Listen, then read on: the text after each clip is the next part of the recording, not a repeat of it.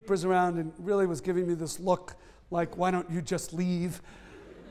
So I was trying to save the moment as best as I could, and I looked at her and I said, Judy, you remember that old experiment that Elliot Aronson did on attractiveness?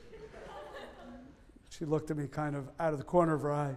I said, well, that was my blunder. Now you're going to like me even more. And she just shook her head and she said, Peter, you know that effect only works if I think you're competent first. Anyway, that was my introduction to Yale, graduate school at Yale. All right, so blundering, only blunder if you're competent first, and it will make you more attractive. That is the pratfall effect. Let's move on, and I'm going to move a little bit quickly through all of this because I want to leave time for a few questions at the end of the lecture.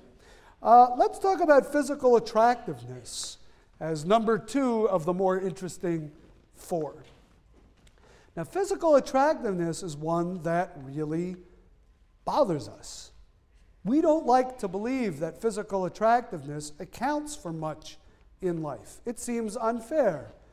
Except at the margins, there isn't much we can do about physical attractiveness. And when we're not pictured in the rumpus, it can really hurt, you know. So we don't like to believe that physical attractiveness matters. And the interesting thing is if you do surveys of college students and you say to them, rate how important different characteristics are in relationships that you might be involved in, they will say that warmth is important, sensitivity is important, intelligence is important, compassion is important, sense of humor is important, and they'll say that looks aren't important. But if you measure all of those things, let's do it in a different order. If you send everybody out on a blind date, and then you look at, after the blind date, how many of those people who are matched up blindly actually go on a second date, actually get together again? What predicts who gets together again? Was it the rating of warmth? No. Sensitivity? No. Intelligence? No. Compassion? No. Sense of humor? No. What was it? Looks. So we believe that looks don't matter. And unfortunately, they do. Now, the good news in all of this is the studies that looked at physical attractiveness in this way were just looking at what predicts a second date after a first date. Obviously, what predicts a long-term relationship are probably things less superficial than looks, or at least other things in addition to looks. But it is a great predictor of a second date. And college students, year after year, say, but it's not important. And it's one of those classic dissociations between what we think is important and what empirically turns out to be more important. All right, well, there are very interesting studies that have been done with physical attractiveness. At the University of Minnesota, a computer algorithm paired people up. Couldn't have been a very complicated algorithm because it basically paired people up randomly on the campus. But a lot of data about all the students on campus were collected, and people were then randomly paired up and sent to the dance, and then they were tracked over time. And just as in the thought experiment I just gave you, the University of Minnesota students acted in the same way. If they rated their partner as attractive, the randomly assigned partner, they were more likely to continue the relationship. Now, it's interesting to ask why, and we have to start to look at other experiments to try to get at what is it about physical attractiveness that makes people want to pursue the relationship. And once again, Elliot Aronson, the person who did the blunder experiment, the pratfall experiment, he did some nice work on attractiveness as well. And in one experiment, which many people know as the frizzy wig experiment, he did the following. He invited a Confederate, a graduate student who was working with him in his lab. Social psychologists always called people who were in the employ of the experimenter Confederates. Doesn't mean that they grew up south of the Mason-Dixon line or wave a certain kind of flag.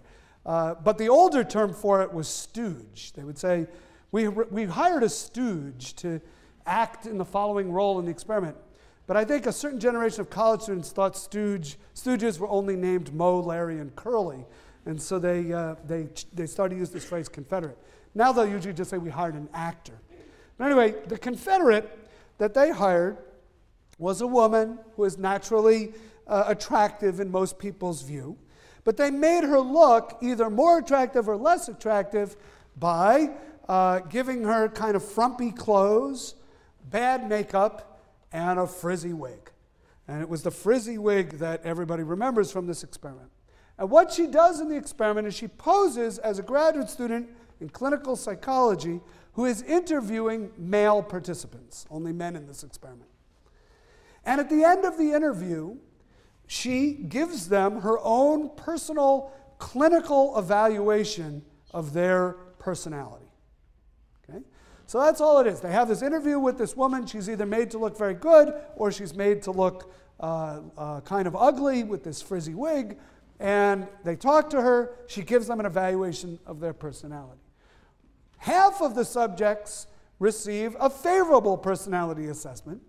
Half of them receive a kind of unfavorable evaluation. How do they respond? Well, when she was made to look attractive, they were delighted when she gave them positive feedback about themselves. When she was made to look, when she was made to look attractive, but gave them unfavorable information about themselves, they were really upset about it. When she was made to look unattractive, they didn't really care what kind of information she gave. It didn't really matter whether it was positive or not. It didn't really make any difference.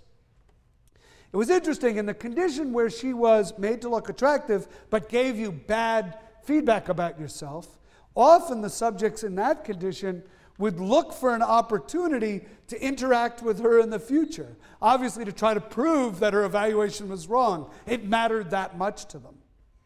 So there's kind of this idea that attractive people, their feedback to us has more impact. I'm not saying this is fair. I'm not saying it's rational. I'm not endorsing it. But empirically, excuse me, empirically, we can see it. That somehow the feedback from the attractive person matters more to us.